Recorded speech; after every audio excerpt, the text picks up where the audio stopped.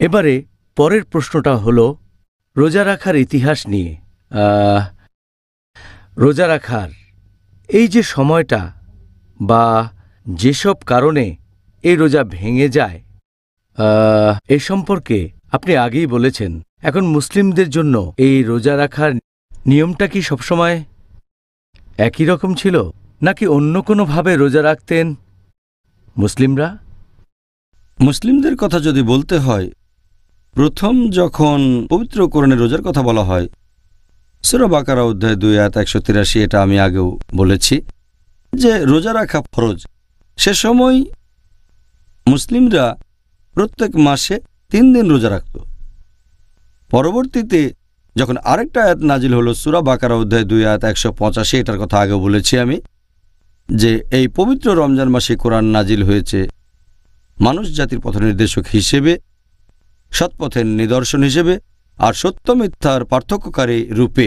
সুতরাং যেসব মুসলিম এই মাসটা পাবে তারা রোজা রাখবে। তখন থেকে মুসলিমদের জন্য ফরজ হলো যে তারা পুরো রমজান মাসটা রোজা রাখবে। প্রথমে রোজা থাকতো প্রত্যেক মাসে 3 দিন, তারপর হলো পুরো 1 মাস রোজা শুধু রমজান মাসে।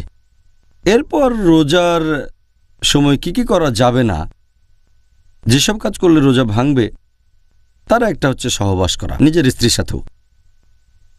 প্রথম দিকে যখন সূরা বাকারা অধ্যায় 2 আয়াত 185 নাজিল হয়েছিল, সেখানে এই ব্যাপারে বিস্তারিত বলা হয়নি। তাই সে সময় মুসলিমরা স্ত্রীর সাথেও সহবাস করা থেকে বিরত থাকত পুরো রমজান মাস, এমনকি রাতের বেলাতেও। তখন অনেক সাহাবী অনেক মুসলিমদের জন্যই কষ্টকর হয়ে দাঁড়ালো। এ প্রসঙ্গে আমার একটা ঘটনা মনে পড়ে গেল। পবিত্র কোরআনের একটা তাফসিরে এটার উল্লেখ করা হয়েছে। তাফসির আল কুরতুবী খণ্ড নম্বর 2 পৃষ্ঠা নম্বর 210, এখানে বলা হয়েছে যে ওমর বিন খাত্তাব রাদিয়াল্লাহু আনহু একবার নবীর সাথে কথা বলার পর বেশ রাত করে বাসায় ফিরলেন। তখন তার ইচ্ছে হলো স্ত্রী সহবাস করবেন। তিনি সেই রাতে স্ত্রীর সাথে সহবাস করলেন। যখন ঘুম থেকে উঠলেন তার খুব খারাপ লাগলো, তিনি লজ্জা পেলেন এবং নবীর কাছে গেলেন আর বললেন যে আমি আমার কৃতকর্মের জন্য আল্লাহ এবং তার রাসূলের কাছে ক্ষমা চাচ্ছি, আর আমার রূহ জাগতিক সুখের প্রতি আকৃষ্ট হয়েছিল। গতরাত আমি স্ত্রী সহবাস করেছি। কোনো কি উপায় আছে যাতে আমাকে ক্ষমা করা যায়? আমি কি কোনোভাবে মাপ পেতে পারি? নবী তখন বললেন, তুমি কি সত্যি এই কাজটা করেছ? তিনি বললেন, হ্যাঁ নবী। নবী কথা বললেন না। হযরত ওমর রাদিয়াল্লাহু আনহু যখন এটা করেছিলেন তখন নিষিদ্ধ ছিল। তিনি বললেন, হ্যাঁ আল্লাহর রাসূল, আমি করেছি, আমাকে কোনোভাবে ক্ষমা করা যায়? নবী তখন বললেন, আল্লাহ তাআলা নিশ্চয়ই এ ব্যাপারে নির্দেশ পাঠান। আর আলহামদুলিল্লাহ সুম্মা আলহামদুলিল্লাহ। এর পরেই নাজিল হলো সূরা বাকারার আরেকটা আয়াত, অধ্যায় নম্বর 2 আয়াত 187 নাজিল করা হলো।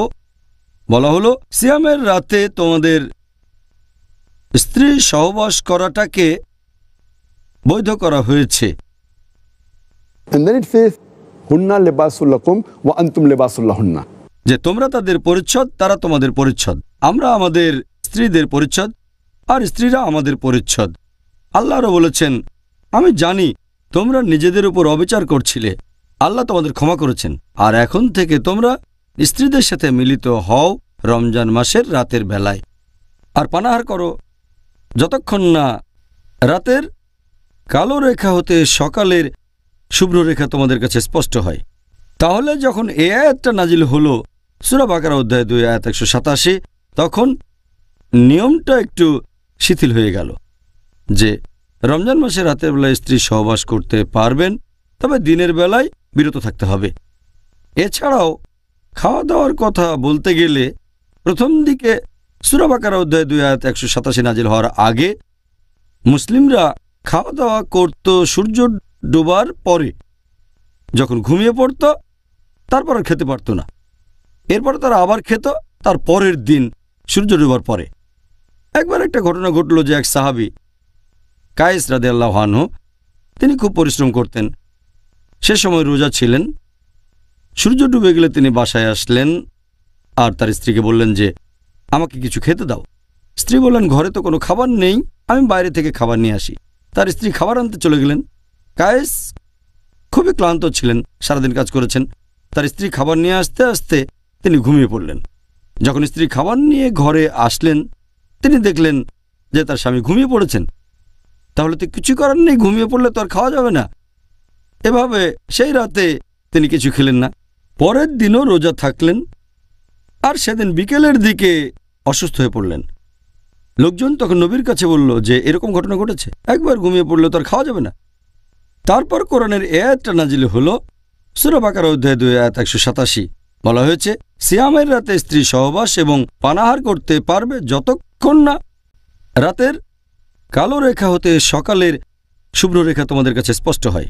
তখন থেকে হলো সেই নিয়ম যেটা এখন আমরা মানি, যে রোজা মানে আপনি খাবার, পানীয় বা পুষ্টি থেকে বিরত থাকবেন, সহবাস করা থেকেও বিরত থাকবেন, সূর্যোদয় থেকে শুরু করে সূর্যাস্ত পর্যন্ত।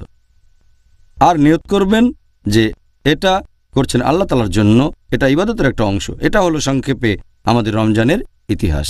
ব্যাপারটা খুব ইন্টারেস্টিং। আমরা সাহাবীগণের তুলনায় অনেক বেশি সুবিধা পেয়েছি, আলহামদুলিল্লাহ।